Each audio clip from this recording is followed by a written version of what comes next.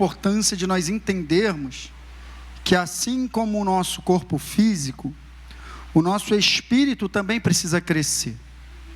Precisamos nos tornar pessoas espiritualmente maduras. Uma criança, quando ela nasce, o pai sempre espera que ela vá crescer e atingir uma estatura. E a gente já vem falando, ao longo dos domingos, da importância do crescimento espiritual. Se uma criança não cresce, os pais vão rapidamente identificar que há um problema. Assim como também, se uma pessoa, ela está na igreja, entra ano, sai ano, mas ela não cresce espiritualmente, ela não chega no estágio da maturidade espiritual, tem alguma coisa errada, gente. Deus nos chamou para crescer. Crescer no entendimento, crescer na revelação, crescer na palavra de Deus. E mais do que isso, Ele conta com o nosso crescimento. Porque se a gente for lá atrás agora, e tiver uma criança, imagina lá na salinha agora, na salinha lá das crianças de até 6 anos, imagina isso comigo agora, se transporta para dentro da salinha das crianças agora, se você chega lá agora, e de repente uma criança daquela se levanta e fala assim, olha só, eu sou a professora, eu que estou mandando aqui agora, a professora sou eu, o que é que você vai fazer? Isso aí que você está fazendo. Então, uma criança espiritual nunca vai poder conduzir outra criança. Só um adulto espiritual pode conduzir outro adulto. Então, se você não cresce, ao invés de você ajudar a conduzir quem está chegando, você vai sempre precisar de alguém te conduzindo. Então, crescer espiritualmente é sair do lugar de dar trabalho para trabalhar. Sabe? É deixar de ser um peso para começar a carregar peso. Ajudar a carregar peso. E de modo geral a igreja precisa trilhar esse caminho. E a gente já falou muita coisa sobre isso. Muita coisa, cara. Se você não assistiu, você não tem vindo, tá tudo lá no nosso canal do YouTube. Tá tudo lá. Cara, assiste, você vai ver quanta coisa a gente já falou sobre crescimento espiritual. O próprio Deus, Ele organizou a igreja de uma maneira para o povo crescer. Recebeu o alimento certo, sabe? A gente tem falado sobre tudo isso, amém, queridos? E hoje, o tema dessa manhã é esse aqui, ó, crescer precisa ser uma decisão. Parece lógico o que eu estou falando, mas não é tão lógico quanto você imagina. Eu preciso decidir crescer. Pastor, crescimento não é automático?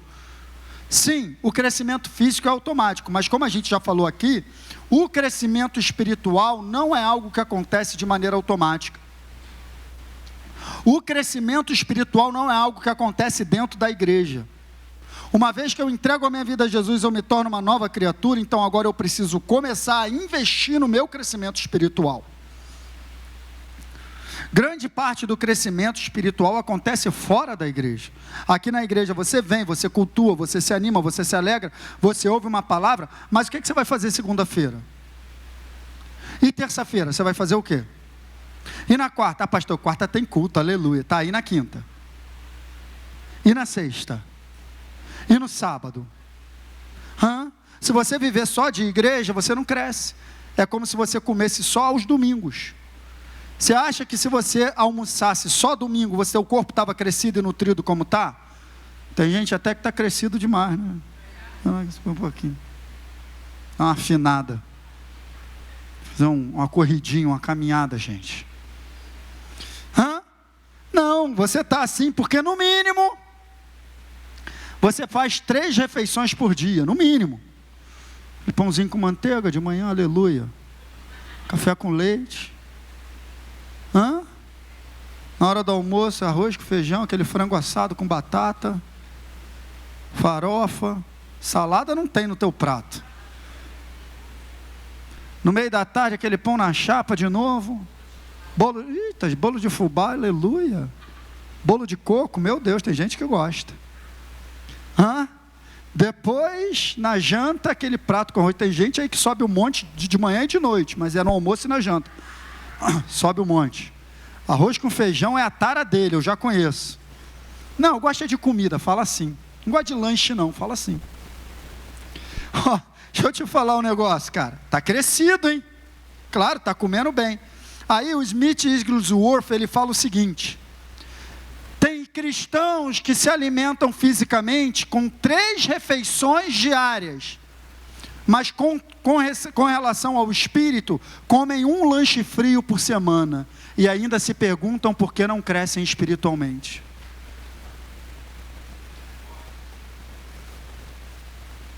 Um lanche frio por semana, espiritualmente falando, e quer crescer? Cara, deixa eu te dizer, quando Jesus falou nem só de pão viverá o homem, mas de toda a palavra, ele estava comparando o alimento físico ao alimento espiritual. Tem que ser nessa mesma proporção.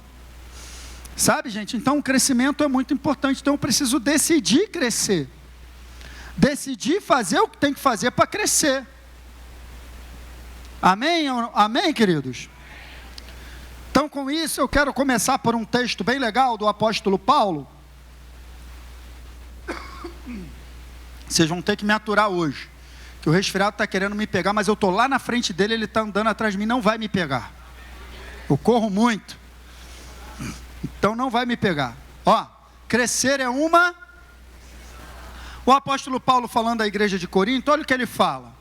Quando eu era menino, falava como, sentia como, pensava como, quando cheguei a ser, desisti das coisas próprias de menino. Então ele está dizendo que ele tomou ele desistiu das coisas de menino. Rodrigo, ele tomou uma decisão. Uma decisão, quem está entendendo? Tem que ser tomada uma decisão. Você quer realmente crescer? A decisão é o primeiro passo, escute, a decisão é o primeiro passo no caminho que vai me levar da imaturidade para a... Decisão é o primeiro passo. Pastor, mas isso parece tão lógico? Não, eu te faço uma pergunta. Será que realmente queremos crescer, Laiane? Eu te faço uma pergunta.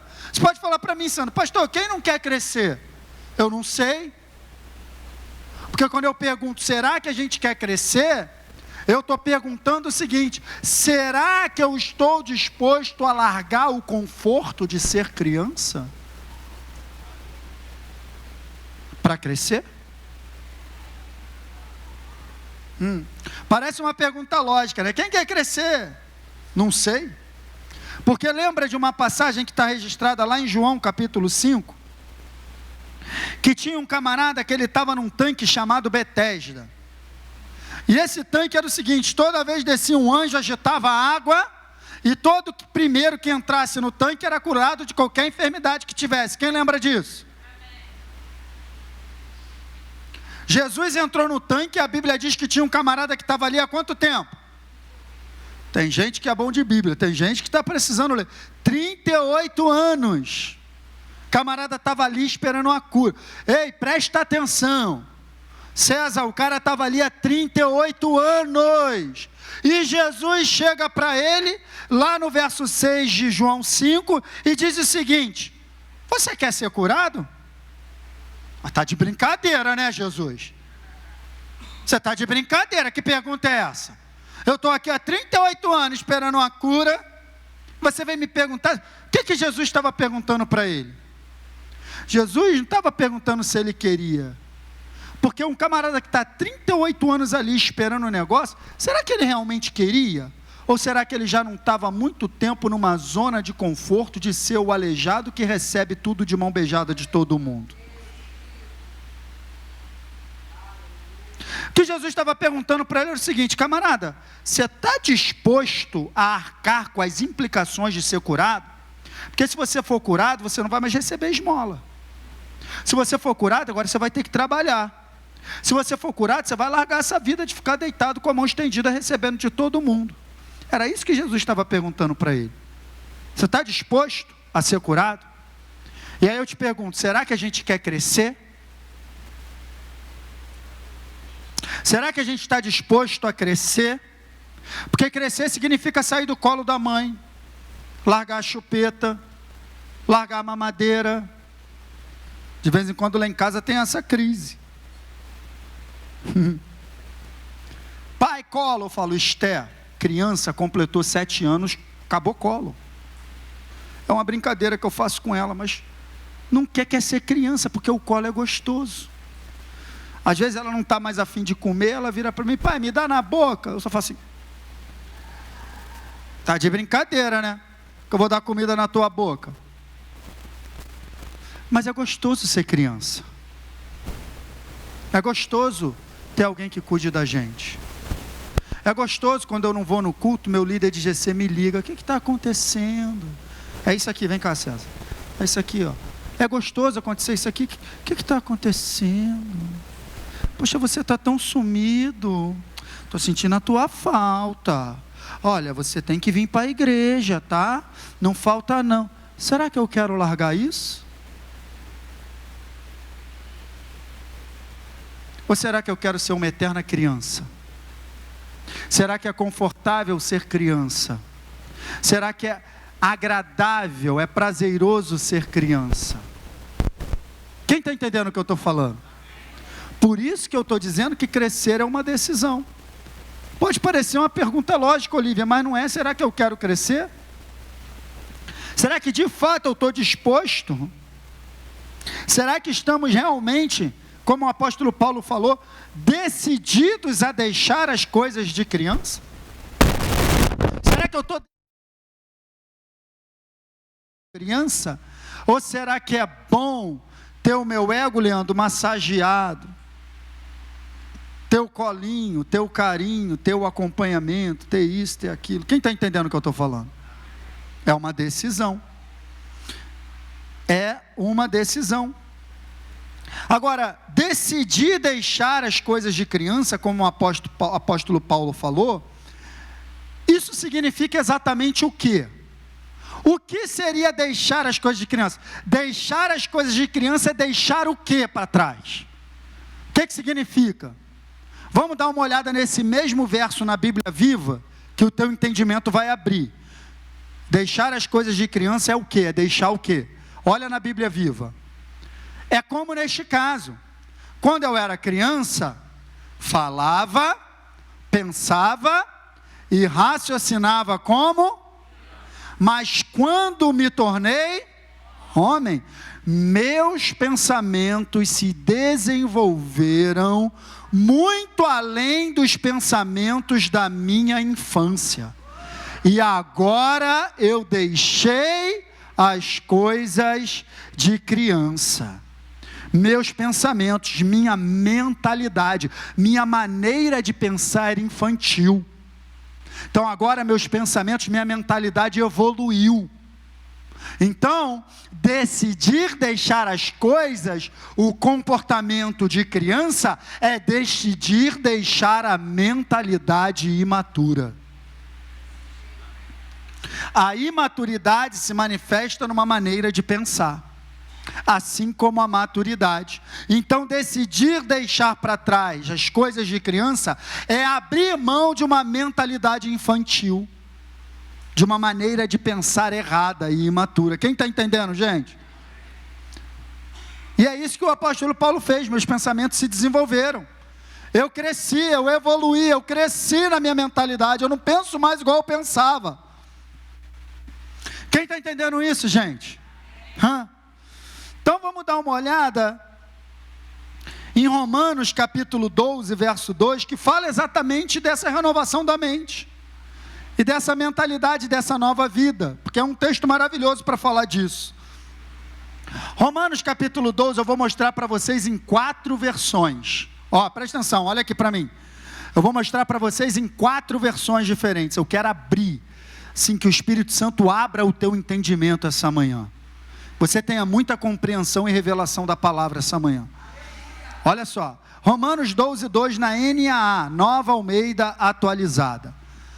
Não vivam e não vivam conforme os padrões deste, mas deixem que Deus os transforme pela renovação da mente, para que possam experimentar qual é a boa, agradável e perfeita vontade de Deus. Então ele está falando que o mundo tem um padrão de viver, e ele está dizendo que a gente não pode mais viver conforme o padrão do mundo, que a gente tem que viver agora um novo padrão. Mas ele está dizendo que para a gente chegar nesse novo padrão, qual é o caminho? A transformação pela renovação da uma nova mentalidade. Deixar a mentalidade e adquirir uma nova mentalidade é o caminho de toda a transformação. Quem está assistindo os devocionais? Falando sobre isso.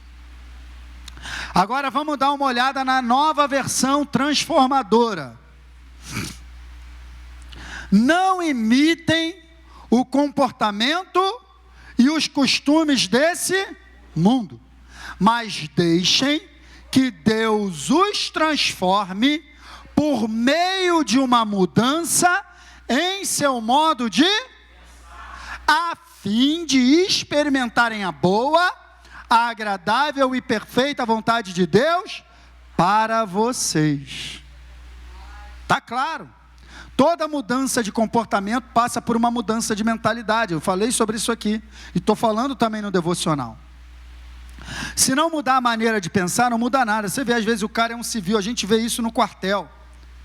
A gente entra lá civil, cara, com a mentalidade completamente civil. Você passa aqueles meses de treinamento lá, você sai de lá um soldado, com uma outra mentalidade, uma outra maneira de pensar. Você é transformado, mas não é do lado de fora. Se você pegar um civil, botar um uniforme nele, ele não é um militar.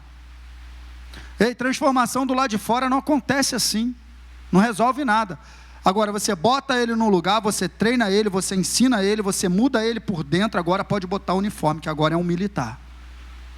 Só estou te mostrando algo, transformação de dentro para fora. É uma mentalidade que tem que mudar. Quem está entendendo? Agora eu vou te mostrar na versão fácil de ler. Várias versões, ó, essa aqui é a versão fácil de ler. Não sejam mais moldados por esse mundo, mas pela nova maneira de vocês pensarem, vivam uma vida diferente. Então vão descobrir a vontade de Deus, isto é, o que é bom, agradável a Ele e perfeito. Então você pode ver que todas elas estão falando de uma nova mentalidade. Agora, a que eu mais gostei é a Bíblia para Todos. Essa aqui é maravilhosa, porque ele usa uma palavra legal, ó. Não viva de acordo com as normas desse, mas transformem-se adquirindo uma nova mentalidade. Assim, compreenderão qual é a vontade de Deus, isto é, o que é bom, o que lhe é agradável e o que é perfeito, gente. Adquirindo uma nova mentalidade. Então preste atenção. Se o primeiro passo nesse caminho que me leva da imaturidade para a maturidade é a decisão, vou repetir. Se o primeiro passo nessa jornada, nesse caminho que me leva da imaturidade para a maturidade é a decisão, o segundo passo no caminho que me leva da imaturidade para a maturidade é adquirir uma nova mentalidade. É deixar para trás os pensamentos de criança e começar a pensar como gente grande. Como adulto, gente. Quem está entendendo?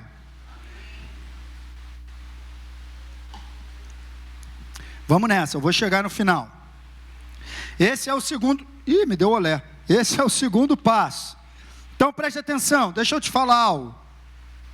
Se o mundo, e a gente fala do mundo como um sistema, se o mundo, ele tem uma maneira, ele tem um padrão, ele tem a sua mentalidade, presta atenção, gente, as pessoas vivem do jeito que vivem, porque elas têm uma maneira de pensar, só quero te dizer isso.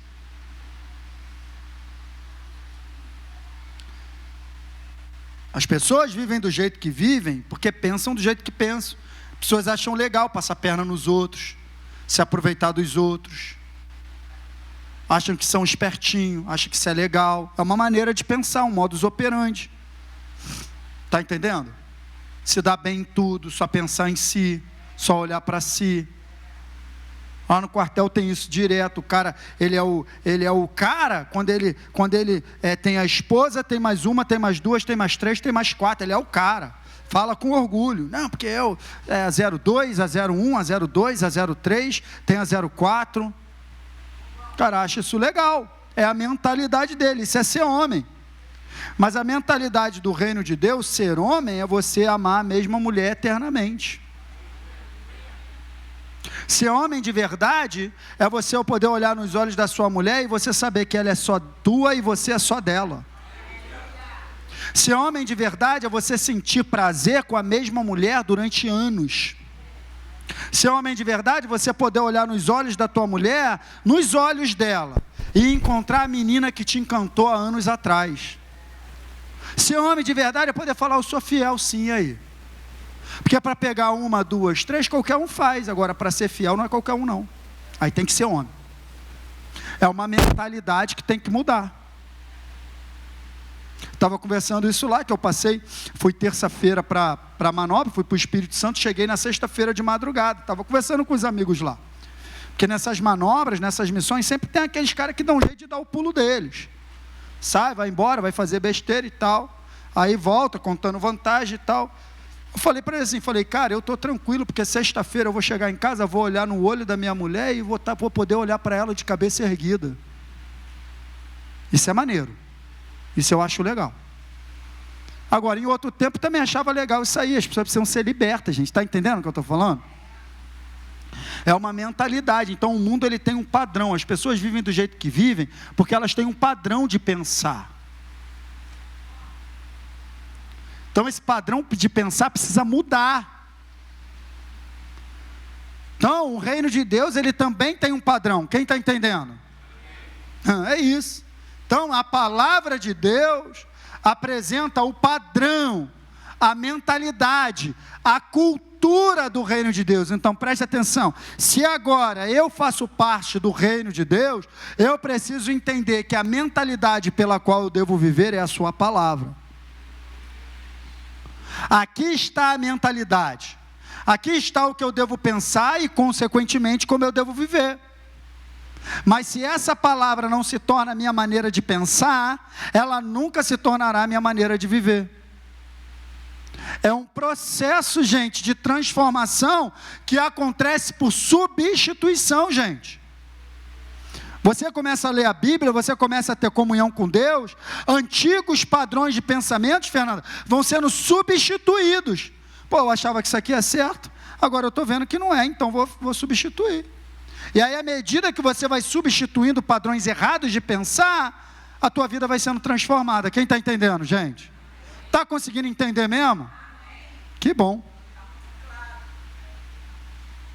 Então, preste atenção, esse processo.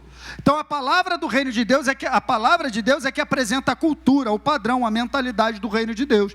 Então, o processo de transformação, amadurecimento, crescimento, é um processo de ponto final. A verdadeira maturidade está em pensar como gente grande e, consequentemente, você vai agir como gente grande. É o que o Paulo falou. Eu deixei as coisas de criança. Eu raciocinava como criança, por isso eu vivia como criança. Eu pensava como criança, porque eu pensava como criança, eu falava como criança, eu sentia como criança, eu vivia como criança. Mas quando eu cheguei a ser homem, eu desisti das coisas de criança. Quem está entendendo isso? Então, antigos padrões de pensamentos precisam ser Só uma parte que me acompanhou. Antigos padrões de pensamentos precisam ser por novos padrões de pensamentos, ou seja, pela palavra de Deus. Esse aqui, Ronald, é o cerne da vida de todo cristão. Toda a nossa vida gira em torno disso aqui. Todos nós, à medida que ouvimos uma mensagem, lemos a palavra, vamos aprendendo, vamos conhecendo a palavra, a nossa mentalidade vai sendo transformada, vai sendo substituída. Antigos padrões vão sendo substituídos por novos padrões, pelos padrões da palavra. E isso é a transformação na prática. Isso é a libertação na prática. Libertação na prática é isso. Eu pensava de um jeito e agora, porque eu estou ouvindo a palavra, eu estou sendo ensinado, eu estou aprendendo, eu começo a pensar de outro jeito. E se eu estou pensando de outro jeito, eu agora vou viver de outro jeito. Aleluia! Aleluia! E é a vida toda. A vida toda, Caio, ninguém está pronto. Eu ainda tenho áreas na minha mentalidade que precisam ser transformadas, ainda penso errado. Então, quanto mais eu vou à palavra, ela é luz, ela vai iluminando. A palavra de Deus, ela ilumina as áreas de sombra, as áreas de treva, de ignorância. Eu, caramba, cara, isso está errado o que eu estou fazendo. Está errado isso. Caramba, então, a partir do momento que iluminou, agora você tem que tomar a decisão de deixar de lado e mudar o padrão de vida. Quem está entendendo? Então, para trazer isso para uma coisa mais prática, eu já estou acabando, talvez eu não consiga falar os 10 hoje, mas eu quero te dar agora, a partir de agora, 10 antigos padrões de pensamentos que precisam ser substituídos. Eles se manifestam na minha e na tua vida diariamente. Eu vou te mostrar 10 padrões de pensamentos que são pensamentos infantis e imaturos. E vou te dar um novo padrão. E você vai ter a oportunidade de fazer essa substituição se você quiser. Agora já te digo, não será fácil. Porque crescer dói. Crescer é sair da zona de conforto. Então tudo que eu vou falar aqui agora, pega eu e pega você. É muito normal que você seja confrontado por tudo que eu vou falar aqui agora. E eu também, porque quando eu estava preparando essa mensagem, eu fui muito confrontado. Mas isso só é sinal que todos nós precisamos crescer. Significa que você é pior do que eu ou melhor. Não tem ninguém pior nem melhor aqui. Todos nós estamos no mesmo caminho de crescimento. Uns mais adiantados, outros menos, mas vamos crescer juntos. Amém, queridos? Então não tome isso como uma palavra, caramba, é difícil mesmo. Porque vai começar a confrontar agora maneiras de pensar errada que você nem percebe que tem. E vai ser apresentado um novo padrão para você, e você vai precisar escolher viver por esse novo padrão. Amém? Quem está comigo? São 10. Quem quer crescer aí? Cada vez que eu passar de um para o outro, eu vou perguntar. Vamos ver se tu vai continuar querendo crescer até o final. Quero ver tua mão lá em cima até o final nesse ano. Mas não. Eu achei que eu queria, mas... Primeiro mergulho. Primeiro padrão de pensamento que tem que ser substituído. Não busquemos o caminho mais... Busquemos o caminho... Eita, meu Deus, isso é difícil. Porque muitas vezes o caminho correto dá mais trabalho. E a gente sempre quer o caminho mais rápido, o caminho mais perto, o caminho mais rápido. Se tiver um atalho, a gente não pensa duas vezes, a gente pega. Tem que fazer isso, isso e isso para fazer um concurso, para entrar naquele colégio. Mas eu tenho um conhecido que trabalha lá. É de Deus. É de Deus. Vou falar com o meu conhecido, e ele vai falar com outro, ele vai falar com outro. Legal. Você botou teu filho lá dentro na base do QI, que não é coeficiente de inteligência, mas é quem indicou. E o teu filho não passou pelo processo de preparação para chegar lá preparado para estudar naquele colégio. Então você pegou um atalho, e toda vez que a gente pega o caminho mais curto, a gente evita os desafios que iriam nos amadurecer. Toda vez que a gente pega o caminho mais curto, atalhos impedem que eu enfrente os desafios que vão me fazer crescer e amadurecer. E a gente sempre quer o caminho mais fácil. A gente sempre quer dar um jeitinho. Não, vou falar com Beltrano, vou falar com Ciclano, ele vai arrumar esse diploma para você. Não precisa ir lá fazer o curso não, então você vai dar um diploma na mão de uma pessoa que está despreparada. Eu vou lá para aquela outra igreja que lá eu vou ser pastor rápido. Pode ir, vai ser um pastor despreparado. Eu vou para aquele outro lugar. Ei, gente, quando a gente pega o caminho mais fácil, quando a gente pega o atalho, a gente está abrindo mão da preparação. Quem está entendendo isso? É interessante porque no Êxodo, quando Deus tira o povo do Egito, está escrito assim lá no capítulo 13, verso 17. Quando o faraó deixou o povo ir, Deus não os levou pela terra dos filisteus, pelo caminho mais perto. Porque Deus falou assim: se eu levar eles pela terra dos filisteus, eles vão ver a guerra e vai se arrepender, vão desanimar e vão querer voltar para o Egito. O caminho mais perto não era o caminho mais seguro. Agora parece uma contradição, porque no verso 18, logo no verso seguinte, a Bíblia diz: porém Deus fez o povo rodear pelo deserto, pelo caminho do Mar Vermelho, e os filhos de Israel saíram do Egito como um exército preparado. É estranho isso, porque Deus não levou pelo caminho mais perto da terra dos filisteus, porque disse que eles não estavam preparados para ver para ver a guerra. Mas quando chega no verso 18, ele diz que eles saíram como um exército preparado. Estão preparados ou não estão preparados, Sandro? Eu vou te dizer o que é que acontece. Por mais que exteriormente o povo tivesse vestido de exército, tivesse espada de exército, escudo de exército, armadura de exército, por mais que eles estivessem do lado de fora pronto, eles ainda tinham mentalidade de escravo. Então a verdadeira preparação não é o que acontece do lado de fora, mas é o que acontece do lado de dentro. Não adianta eu estar armado de exército, mas ter a mentalidade de escravo. E por isso Deus não colocou eles dentro da guerra. Deus fez rodear, porque uma mentalidade precisava ser trocada. Então, se você escolhe o atalho, o caminho mais curto, você está impedindo de Deus transformar você por dentro para chegar no lugar que você tem que chegar preparado.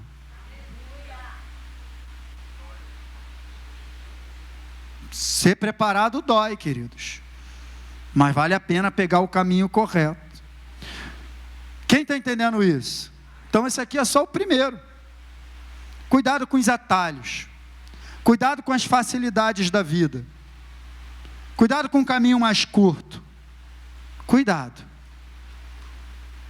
Cuidado. Conheço tanta gente que tem sido enganada. Gente, essa quantidade de golpe que tem aí. Golpe do WhatsApp, golpe da OLX, golpe de não sei o que as pessoas arrancam o dinheiro dos outros. Já viram esses golpes aí? Quem já viu? Levanta a mão aí. Por que as pessoas caem nesse golpe? Porque são cobiçosas. Porque não aguenta ver um dinheiro fácil. Porque se não for cobiçoso, no mínimo vai desconfiar. Sim ou não, Douglas? Estavam dando um golpe lá na gente no quartel. Dentro do quartel estava espalhado. Que era o seguinte, o cara falava o seguinte: pô, você tem margem no teu contra-cheque? Tem. Pô, cara, então vou fazer o seguinte, tu pega 150 mil para mim, o esquema era esse, tu pega 150 mil para mim e vai dar uma prestação de 2 mil por mês. 150 não, vamos botar aí 50, ou vamos botar 100 mil, tu pega 100 mil para mim, o golpe era esse, pega 100 mil para mim, no teu contra-cheque, vai dar uma prestação de 1.500 por mês. Beleza, o que eu vou fazer? Quando o dinheiro bater na minha conta, 10% é teu. 10% é teu. Então, bateu 150 mil, tu pegou quanto? Na moleza, 15 conto. Bateu na minha conta. Tem isso lá também, Flávio? Teve isso lá? Teve, né? 15 mil na minha conta. E a prestação deixa comigo. Eu assumo a prestação. Eu vou pagar. Gente, que coisa boa, hein? Que coisa boa, Rodrigo. Vou emprestar só a minha margem. Vou botar 15 mil no bolso. Nem suei. Gente, sabe quantas vezes eu recebi essa oferta? Muitas me ligavam, mandavam mensagem, porque meu contra-cheque está lá. Você acredita que teve vários colegas que caíram nessa? Vários. Aí o cara paga a primeira prestação, paga a segunda, paga a terceira, depois some. Foi lá onde era a empresa, não tinha, foi não sei o que, sumiu. Mas por que ele caiu no golpe? Porque o olho dele cresceu nos 15 mil. Se eu não for cobiçoso, se eu não estiver procurando atalhos e caminho mais fácil, eu não caio em golpe, gente. Eu não caio em golpe. Você está entendendo o que eu estou te dizendo? Cuidado com as coisas que se apresentam muito fáceis. Cuidado, tome cuidado com isso. Amém, queridos? Vamos para o segundo passo. Você quer crescer? Estou falando que ia diminuir? Falei que ia diminuir. Você quer crescer ou não? Ah, fica firme, meu irmão. Eu estou nessa jornada contigo também. Vamos lá. Segundo padrão de pensamento que tem que ser mudado. Isso tem que ficar para trás e a gente tem que adquirir uma nova mentalidade. Tá? Então, não sejamos controlados pelos sentimentos e pelo humor, mas sejamos controlados pela verdade. Gente, talvez eu vou parar nessa aqui hoje. Porque se tem uma marca de maturidade na vida de alguém, é quando essa pessoa não é controlada por aquilo que sente. A capacidade de você dominar as suas emoções, quem está falando, falo eu e não o Senhor, como o apóstolo Paulo dizia, né? Quem está falando isso é o Luiz Fernando, minha opinião. Capacidade de uma pessoa controlar as emoções, para mim, maior marca de maturidade que tem. Não é não sofrer, não é não sentir, não é ser frio, é ter o controle, estar no domínio, não viver, não tomar atitudes, não tomar decisões de acordo com as emoções. Não é não sentir, é não tomar, não ser controlado, não ser dominado. Porque eu e você não fomos chamados para viver pelos sentimentos, fomos chamados a viver pela fé na palavra de Deus. Então, o que tem que me controlar, o que tem que te controlar, não são os meus sentimentos, porque os meus sentimentos, eles são resultados daquilo que está acontecendo do lado de fora, geralmente sendo promovido pelo inferno para me desestabilizar emocionalmente.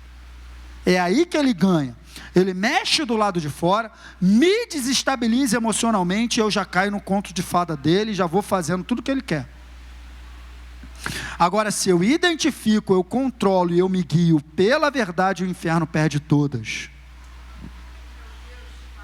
Eu e você precisamos alcançar esse lugar, gente.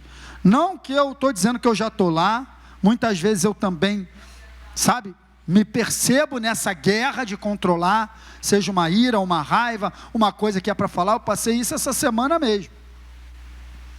Voltando lá de missão, eu dei um direcionamento, né? Falei com um cabo lá, falei para ele, cara, faça assim, faça assim, faça assim, a gente vai andar assim, assim, assim, assim, assim, papapá, ppp, beleza. Quando a gente saiu, ele fez tudo o contrário. E eu olhando pelo retrovisor, falei, meu Deus do céu, gente, como é que pode, cara? Aí já começou a vir, cara, quando chega lá, eu vou falar com ele, cara, vou chamar, vou dar um aperto, vou não sei o que, cara, tá maluco, não sei o que, O tempo foi passando, o Espírito Santo falou assim, você não vai falar nada com ele. Na segunda-feira, quando voltar do final de semana, você vai conversar com ele e ensinar ele. Aí eu, calei a minha boca. Porque eu não vou no meu impulso falar tudo porque tem que ouvir a verdade. Meu irmão, verdade sem amor é pedrada na cara. Você não tem direito de falar a verdade na cara de ninguém. Você não tem esse direito.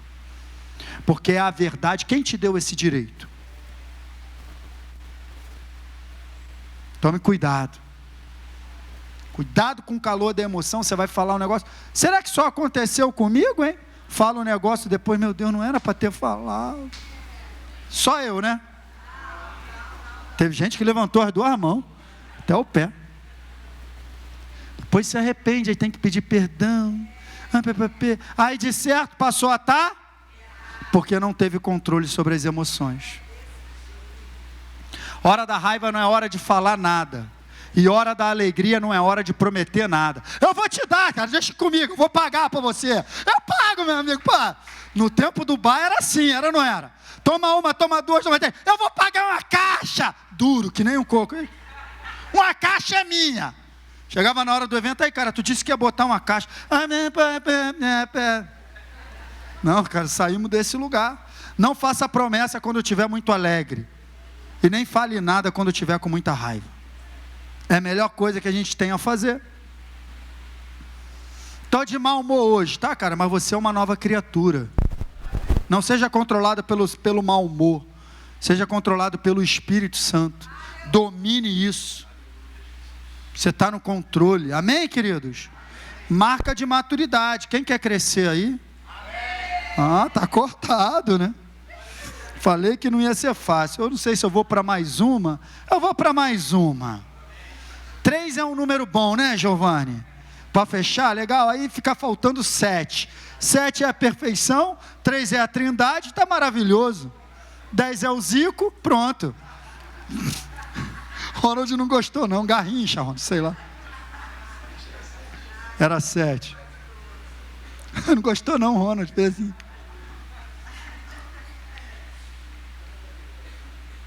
Amém, queridos? Tem um amigo meu, me lembrei agora, que ele botou o nome do filho dele de Arthur. Ele é flamenguista doente, cara. Botou o nome do filho de Arthur. Aí a mulher dele ficou toda boba. Ai, amor, nome bonito, gostei, nome de rei, né? Ele é nome de rei. Ela, rei Arthur, ele não, pô. Arthur Antunes Coimbra, Zico. Ela, não, tira esse nome do meu. 3, paremos de só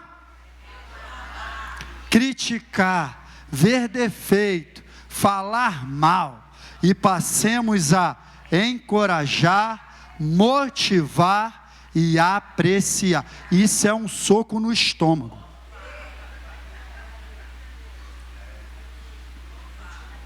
Porque quem vive só reclamando, murmurando, criticando, falando mal, mentalidade de criança. Precisa crescer. Passe a encorajar. Passe a elogiar. Todo mundo tem defeito, mas todo mundo também tem virtude. Mulher, tu é agradecida a Deus pelas virtudes do teu marido ou você só pensa nos defeitos dele? Pastor, essa fala de mulher, eu sou pastor, no dia que a Monique pregar, ela fala aqui uns negócios. Homem, você é agradecido pelas virtudes da sua esposa ou só pensa nos defeitos dela? De modo geral é assim. Os defeitos dos outros saltam. Tem um grande pregador que ele fala o seguinte: o meu pecado sempre é horrível quando é praticado pelo outro. O meu pecado é horrível quando é o outro que pratica. Agora, quando sou eu que pratico, está tudo... Então, essa mentalidade de a gente olhar as coisas sempre pelo pior ângulo, é aquela história, né? O copo está meio cheio ou está meio vazio?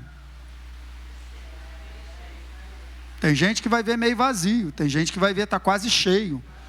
O copo está quase cheio, o copo está quase vazio. Como que eu estou vendo? Qual é a minha ótica? Como eu estou falando, gente, todos nós temos defeitos, mas todos nós também temos virtudes. E se a gente coloca o foco na virtude das pessoas, a gente vai encorajar, a gente vai apreciar, a gente vai elogiar. Se a gente coloca o foco nos defeitos, a gente vai criticar, falar mal, só isso que a gente vai fazer. E aí, com as nossas palavras, a gente abre legalidade para o inferno quebrar a nossa vida. Estou dizendo que você tem que só passar a mão na cabeça. Existe um equilíbrio que é legal. Um equilíbrio entre você encorajar e corrigir é fundamental. Sabe?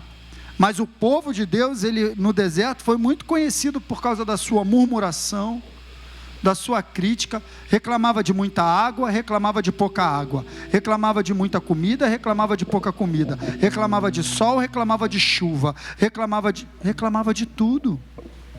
Tem gente que é assim.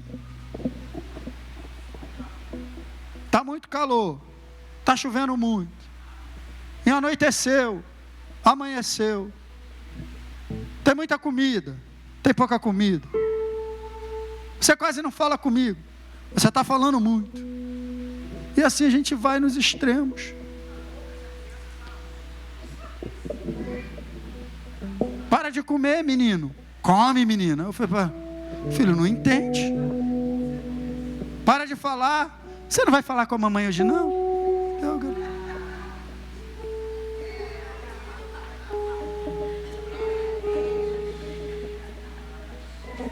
A criança fica assim, meu Deus, ontem ela mandou eu calar a boca. Hoje está mandando eu falar. Douglas, é assim. A gente deixa as crianças maluquinhas, Leandro. Então, queridos, fica com essas 3 aí. Você anotou? Tirou foto? Tá lá no YouTube para você assistir. Semana que vem a gente dá continuidade, tá bom? Fique de pé, vamos adorar a Deus.